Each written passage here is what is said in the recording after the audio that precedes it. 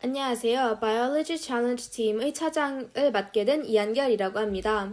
제가 이번에 강의할 부분은 분열과 생식인데 세포 분열과 그리고 생식과 발생으로 나눠봤습니다. 이번 강의에서는 세포 분열을 살펴보게 될 것입니다. 일단 세포 분열은 체세포 분열 그리고 생식세포 분열로 나눠지게 되는데 이 두 개의 되게 복잡한 과정을 알기 전에 꼭 알아야 할 개념 몇 가지 짚고 넘어가도록 하겠습니다. 일단 세포 분열이란 말 그대로 세포가 분열이 되는 것을 말하기 때문에 이 분열하는 거는 당연히 세포의 주기 내에 일어나게 되겠죠. 이 세포의 주기는 계속해서 반복을 하는데 크게 세 가지로 나눠봤습니다. 간기, 분열기, 그리고 지오기입니다. 지오기는 좀 특수한 거라서 일단은 잠깐 이제 무시하고 간기와 분열기 먼저 이 그림에서 살펴보겠습니다. 간기는 보시다시피 G1기, S기, G2기 이 순서대로 진행됐고요. 이제 G1기에서는 세포가 생장을 하다가 S기에서는 DNA 복제가 이루어지고 G2기에서는 세포 분열 준비를 하게 됩니다. 이따가 자세하게 배울 테니 아직 용어는 신경 쓰시지 않아도 됩니다. 이 간기를 지나고 나면 그 다음에 본격적으로 분열을 하는 분열기에 도입이 됩니다. 분열기는 여기에서 보시다시피 간기에 비해서 굉장히 짧은데요. 그럼에도 불구하고 가장 중요하기 때문에 나중에 더 길게 배우게 됩니다. 분열기도 사실 안 나와 있긴 한데 여기에 전기, 중기, 후기, 말기로 이렇게 4단계가 사실 나눠져 있습니다. 그 다음에 G5기입니다. 아까 전에 특수한 경우라고 말씀을 드렸는데 이게 왜냐면 이 세포 주기가 영구적 또는 일시적으로 G1기에서 머물러 있고 정지된 상태를 말하기 때문입니다. 예시를 들어보겠습니다. 일단 신경세포 같은 경우에는 성숙 후에는 이제 분열을 아예 멈춰서 G5기에 도입하게 됩니다. 그리고 암세포는 돌연변이 세포라서 아예 G5기가 없고 계속 분열을 합니다. 다음은 염색체입니다. 세포 분열이라는 게 사실 안에 있던 유전자도 같이 먼저 분열을 해서 그거를 그 다음에 나누는 게 세포 분열인데요.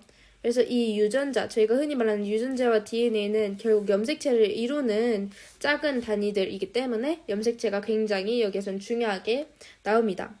염색체를 한번 그려봅시다. 염색체는 일단은 이렇게 2개의 동그라미 타원형들과 그거를 반대쪽에 그려주고 중간에 동그라미 동원체라는 걸로 합쳐지게 되는데 실제 염색체 구조도 이렇게 2개의 염색 분체가 이렇게 된 염색 분체가 동원체로 합쳐져 있습니다. 이 염색체는 사실 염색사라는 이런 줄 같은 게 응축되어 있는 건데요. 그럼 이 염색체를 한 번 더 풀어봅시다. 염색체를 한 번 더 풀게 되면 히스톤이라는 단백질과 DNA로 나누게 되는데 사실 얘가 더 중요하잖아요. 그래서 한 번 더 그려봤습니다. 얘를 좀 더 이제 가까이 살펴보면 이렇게 생겼는데 우각형의 당과 옆에는 염기 그리고 인산 이렇게 돼 있는데 이제 또 염기가 중요하잖아요. 이 염기 서열이라고 많이 들어보셨을 텐데 염기 서열이 이제 저희의 형질을 결정짓는 그런 애라고 보시면 됩니다. 따라서 이 염기가 있는 DNA 특정 부분만 유전자라고 부르게 됩니다.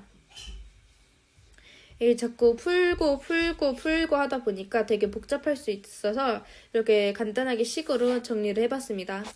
유전자는 DNA를 구성하고 DNA는 염색사를 구성하고 염색사는 염색체를 구성한다고 봐주시면 됩니다.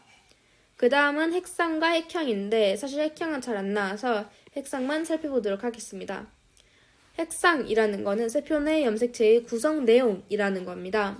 그래서 구성 내용에 대한 건데 그래서 표기를 어떻게 하냐면 EN과 N으로 나뉘게 됩니다.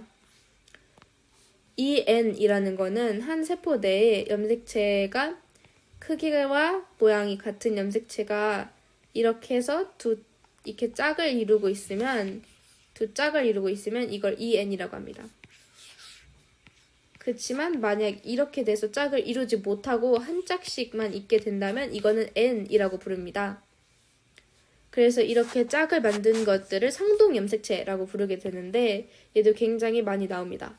상동 염색체는 모양과 크기가 같은 염색체의 두 쌍을 말하게 됩니다. 여기 보이시는 것처럼 모양과 크기가 같죠. 저희는 이제 부모한테서 각각 하나씩 염색체를 받아서 엄마한테서 23개, 아빠한테서 23개, 이제 총 46개의 염색체를 지니게 됩니다.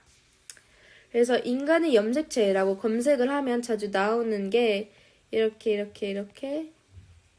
개껏 쭉 있다가 마지막에 2개로 나뉘게 됩니다. 얘는 여성의 염색체, 얘는 남성의 염색체가 되겠죠. 이렇게 이 염색체들의 성별을 결정짓는다 해서 얘네만 특별하게 성염색체라고 하고요. 나머지는 상염색체로 이제 통일을 해줬습니다. 그래서 사람은 총 23쌍의 상동 염색체를 지니고 46개의 염색체를 지니게 됩니다.